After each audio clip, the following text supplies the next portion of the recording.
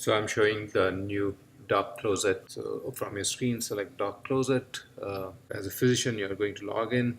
You must have made login for yourself. If not, just make a login here, sign up, and it will show whether you're signing up as a doctor or as a medical rep. I have made a login already, but if you sign up, you will give an email ID, first name, last name, your specialty, your clinic name, which is important to write your clinic name here because that will exactly show what location you are on, and then you can update many of your locations. There will be a mobile number which is associated with this DocCloset, but nobody else will be able to see your number, and then the password. So let's just go ahead and sign in with my email. Suggestion is that you use the email which you use it for your office. So all of your office staff, MAs and office manager can use it. So this is the email which we use it for our office, and we have a common password at this time, test, and then you can log in. Bring you to the screen where it shows exactly which location you are in. So in the top is Homedale, that's my primary office location. So that's what it's saying. And these are the list of the medications which I have it in my sample closet at this time. If you see on the top with the name of the medication, Symbicort, Dulera, Ventolin, there's a date which is an expiry date on those medications. So Symbicort has an expiry date of 5/1/2020. On the right hand corner is the location in the sample closet. So to center front means on the second shelf in the center in the front, that's where all the Symbicort is located. Shows the number of the boxes I have, numbers of the vouchers available, and numbers of the coupons available, and those will go into detail.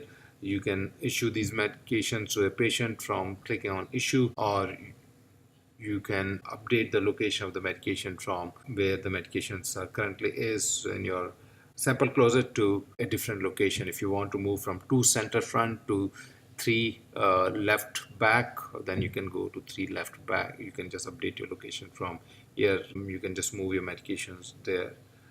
So now if you look at Symbicort, it's on the third shelf on the left side in the back. Anyway, and more important than this is that you can know exactly where and how many samples you have, or boxes you have of each medication. I'll go to Nexium. It's going to expire in September 2017. It is where it is located, and then there are samples and the vouchers and the coupons which are available. I can issue this by clicking issue to the patient. So I can give, say, 2 boxes of Nexium. I can issue one of the voucher, and it will show once the voucher can be used with, it says it's Medicare patient, and number of the vouchers I have available. Vouchers are valid till 6/19/2017. If it is a different date, it will show a different date. So I can issue 1 or 2 vouchers.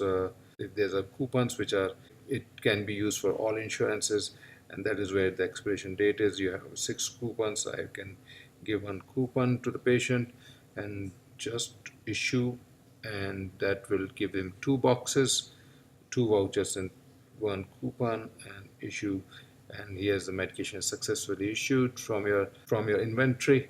And if you go and see the Nexium, the numbers have decreased from 9 to 7 and 3 and 5 respectively. Once these numbers go down to a certain level, which we have set up for at this time for 2 and less, so if any medication like Ventolin, if you have only 1 sample left, the app automatically send alert to the respective medical rep and in their email and as a text on their phone to alert them that you are running low on Ventolin, and they should be able to come and fill you up with this medication. And if you click on this and Ventolin, you will see the name of the medical rep who is on the bottom, the name of the medical representative who is assigned or who is filling you this medication, and then he will get the emails and the alert. Now, a couple of other important things with this app is that right now you're in home location. If you have different locations, you can just click on, go to your Marlboro location, and it will give you exactly what do you have in your Marlboro locations, the medications which you have. Um, let's go back to Homedale where I have more medications, which is now you can look for your medications because there will be a lot of medications in your inventory. You can look for it by the diagnosis they are used for. So if you are looking for somebody who has asthma, you will have the medications. As soon as you start typing asthma, you will see what medication Dulera and Ventolin and Symbicort can be used for.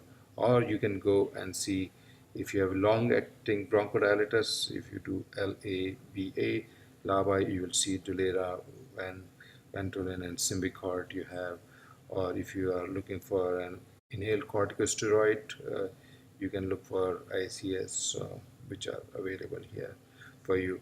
But more important than that is if you're looking for a medication which is not in your inventory, this will give you a list of the similar medication which might be in your inventory.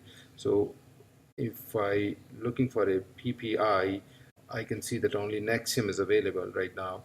But say if didn't know what I have and I'm just looking for Protonics, if I look for Protonics, it will give me that I don't have Protonics but I have similar medication Nexium because the Protonics is a PPI and used for gastritis. Same thing, Nexium is a pharmacological category PPI and used for gastritis and GERD. So it will give you the very similar medication which you have, and this will be listed in the closest pharmacological category to less close. So if you're looking for Protonics and you have Nexium, Nexium will be listed first, then will be listed Pepcid and Famotidine and all those medication. What is the best thing about it is that once you ask your medical assistant to give a patient Protonics and he is looking for Protonics, he doesn't find Protonics, he will give you Nexium. He would also know what the numbers of pills is left and how we can issue.